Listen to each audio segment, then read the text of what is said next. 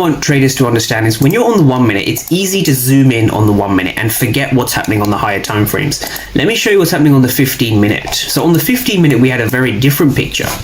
And this is what I want traders to understand, right? We have seen a wick below, right?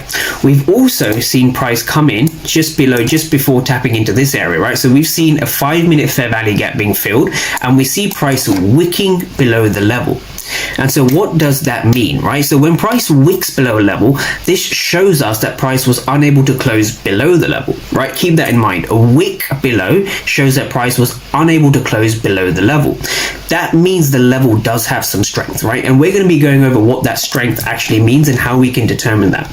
But we've seen price wicking below this level, right? But this is what's very important to understand, right? So let's go to the ATAS platform. So this is the ATAS platform, right? So if I just go down to the 5 minute time frame, we'll go down to the 5 minute time frame. Again, this is the ATAS platform, what I trade on. So if we just go down to this price action, right? What we can see quite clearly is we can see aggressive sellers, right? So what was going on in this candle, this candle, this candle, and this candle, right? So what we're seeing, and we're just going to get these two images up next to each other, right? So we can see we're going to be focusing on this area. So this rectangled area over here, this is going to be important. I'm going to label this in red.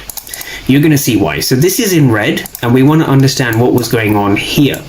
So this red box corresponds to these two candles, right? So what was going on as price on the 15 minute time frame wicked below, right? So what is going on, right? Let's quickly go back up to the 15 minute time frame. On the 15 minute time frame, we can see those wicks, right? Look at those wick rejections. We're going to study what that means, right? We're going to study what that means. So again,